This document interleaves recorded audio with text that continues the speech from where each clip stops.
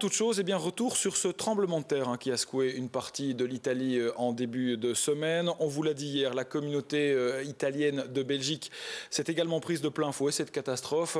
À ça, vous rajoutez évidemment le témoignage des Belges qui étaient sur place. Ouais, c'est le cas notamment de Jonas. Il est originaire d'Esneux. Cet étudiant Erasmus en tourisme était à l'Aquila lors du tremblement de terre. Il a vécu l'angoisse du séisme, un moment qu'il ne parvient pas à oublier et qu'il a raconté à Tanguy du Mortier.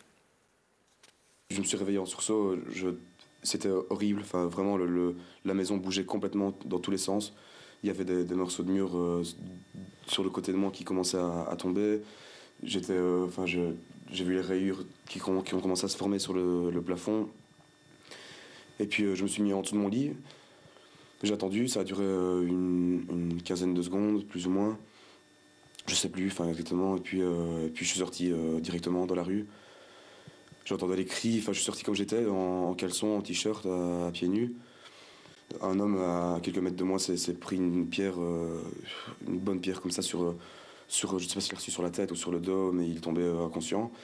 On l'a pris avec plusieurs personnes, on l'a amené sur la petite place du quartier où tous les gens se sont réunis.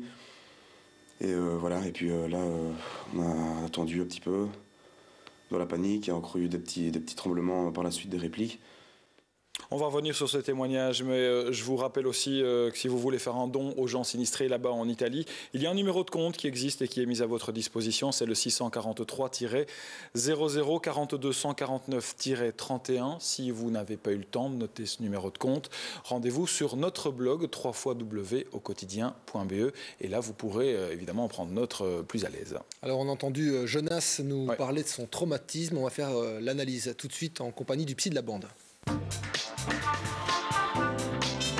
Et Dimitri vient nous parler ce soir de ce que l'on peut faire après avoir vécu des moments pénibles comme ceux que vivent actuellement les Italiens des Abruzzes. Alors d'abord, est-ce qu'il est possible finalement, Dimitri, de se remettre d'une chose pareille?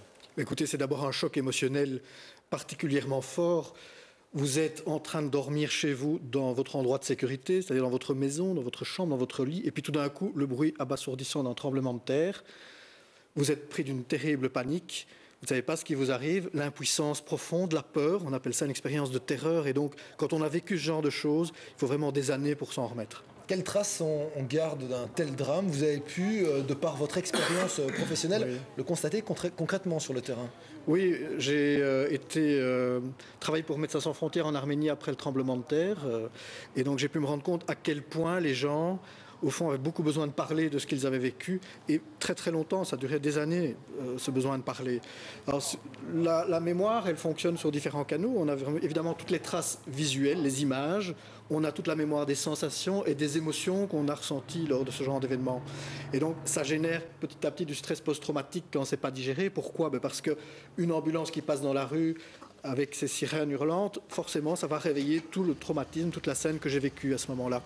Mais ce que j'ai remarqué aussi, c'est que les gens, ils commençaient à aller mieux une fois que on reconstruisait les villages, les maisons, et donc la reconstruction morale, elle passe aussi par la reconstruction physique des villes. Alors parlons un peu de l'élan de solidarité incroyable qui soutient ce genre de catastrophe, qu'elle ait lieu en Italie ou ailleurs. Finalement, les gens ont besoin de venir en aide à ces populations, alors qu'ici, en l'occurrence, l'Italie peut se débrouiller toute seule. Tout à fait, mais on est très proches, nous, les Belges, des Italiens, et donc ce sont un peu nos frères, et donc on s'identifie très très facilement à ce qu'ils ont vécu. On a envie de les aider spontanément, c'est normal, cette impulsion à aller les aider, parce qu'une fois qu'on est dans l'aide, on est dans l'action. Et quand on est dans l'action, on est déjà en train de reconstruire sur cette terrible épreuve. Et donc, c'est encore plus fort, évidemment, si on est italien d'origine. On a presque ce besoin, ce sentiment d'appartenance qui fait qu'on a ce besoin d'aller aider les autres. Sinon, on peut se sentir même coupable de ne pas y aller. Les victimes s'expriment facilement depuis quelques jours face aux caméras. Ça fait déjà partie de la thérapie de parler? Mais ça fait beaucoup de bien parce que dans le mot émotion, ça vient de immovere, c'est mettre en mouvement vers l'extérieur de soi. Et donc c'est déjà une manière d'exprimer tout ce qu'on a ressenti lors de l'événement, de le socialiser et donc de plus se sentir tout seul comme dans un bois avec tout ce vécu. Donc oui, ça fait du bien et c'est la première étape pour sortir du choc émotionnel. Allez, merci Dimitri. Pour la suite, on va voir qu'elle ne passe pas vraiment comme une lettre à la poste.